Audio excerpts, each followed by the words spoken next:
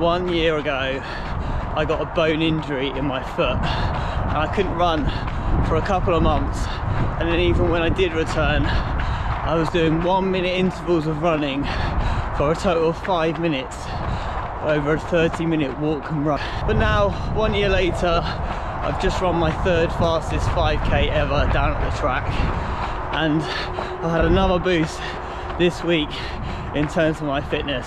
So in this video, I'm going to reflect a little bit more on what that 5k meant for me, what the good news is around my fitness, and I'll be doing it all while you get to see me doing a Tuesday night interval session with my running club, a bit of point of view action to keep you entertained, hopefully. So without further ado, let's roll the intro and get stuck right into it.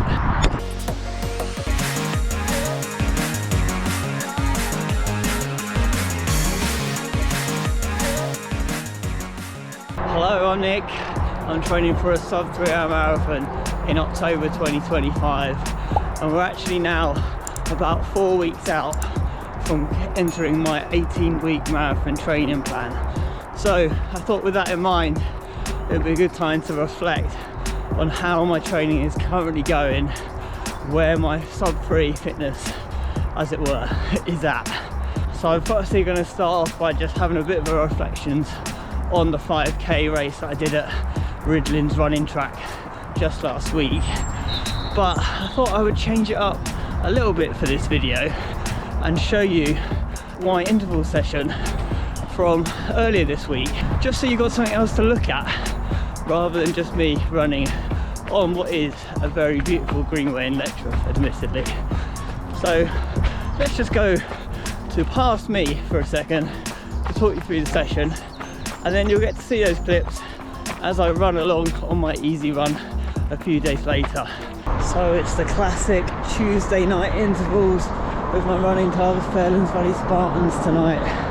We've got 6 times 90-second efforts with 30-second recoveries, then a 3-minute break, then another set of 6, then a 3-minute break, and another set of 6. So the reps are short, the recoveries are short. It's touching on that speed, but you're not getting a huge amount of time before you go again. So I have the head cam on. Let's see how we go. Right, so back to me on my easy run.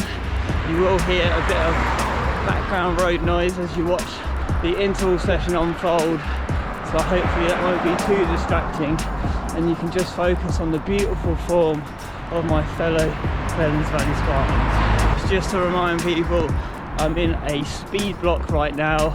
I've got a little playlist going of this series, and it started off with Great Denham Park Run, and quite frankly it didn't go very well. I got 18:44 on the watch, and to be honest I was hoping for nearer to 18 minutes flat, and I took a real knock in terms of my confidence.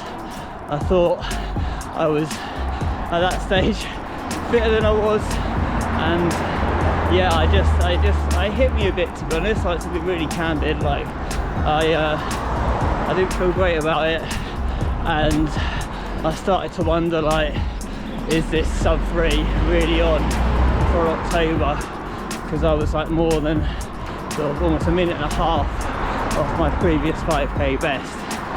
But then a couple of weeks later I did the St Albans 10k and I had a brilliant run, my third fastest 10k ever in a time of 38 minutes 03, and that, as you could imagine, was a real boost to my confidence. And then, as I say, I've just done the Resolution 5k at Ridlin's running track, and I was hoping to go sub 18, and I got 17:50, and I paced it like a dream, to be honest. I just felt so good pretty much all the way around, and the last kilometre I really picked it up. And yeah, I'm not sure how much faster I could have run, because I wanted to manage the effort, and not kind of burn out in that first mile or so. But it just felt super controlled. The pacing was really consistent. On my watch I was only actually just looking at average pace. I had it on track mode, but I didn't really look at some of the stats on that bit. So pleased with that. And yeah, that's given me another confidence boost as I now start to approach this training block. Also mentally, I was in just such a better place. Like I think I talked about it in the Great Denim video, where I was just kind of talking myself out of it from the get-go. Whereas despite it being quite a warm evening, I was really determined not to kind of lean into that at all, just get my mindset right. And yeah, as I say, I felt really good pretty much all the way around, and then finishing, I think it was with a 1:16 final 400 meters, which really showed me that I kind of had something left in the tank to really push on. And yeah, ended up with my third fastest 5k, only just shy of my second, which I think was like 17:46, and 17:25 being my PB isn't that far away, considering I felt good. And yeah, there's probably more to come there. So in these past few weeks I've been able to put together a couple of 50-mile weeks, so 80 kilometers I believe. Fitness is building. I talked about in my last video about that race predictor, and that's dropping even more, and I think, to be honest, it's the best it's ever looked.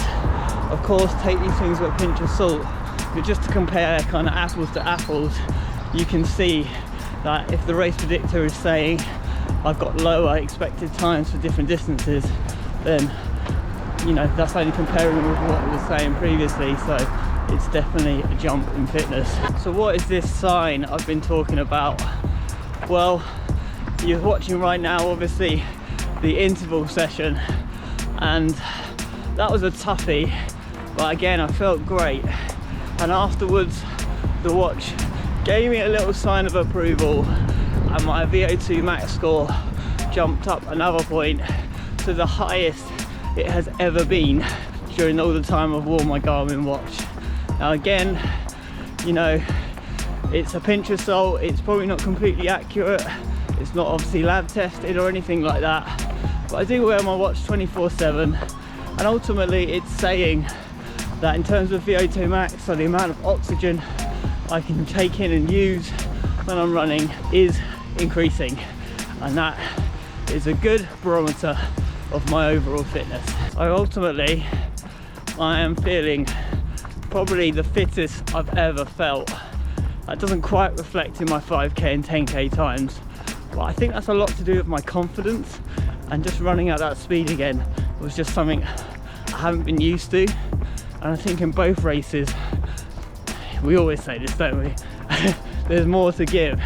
There was more to give, but actually the way I paced it was great, but it was also limited in terms of what time I could achieve. So I think I'm there or thereabouts in terms of the fittest I've ever been, and that is really exciting as I start to get ready for this marathon 18-week training block.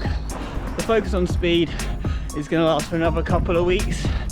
So I've got the 4x400 meter relay coming up. It's being hosted by Wellington City Runners.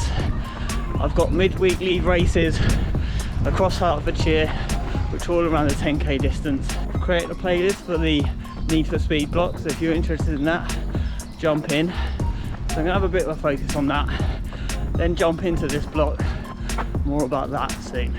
If you want to follow me on my journey, hopefully, to a SUB-3 marathon in October 25, and do consider subscribing to the channel. I'm going to be doing kind of week by week as I go along in this 18-week vlog. So yeah, if you want to join me for the ride, please do get involved. If you thought this video concept was good, please do give the video a like. As I say, subscribe, it's completely free if you want to follow me on my journey, and I will see you on the next one. Cheers.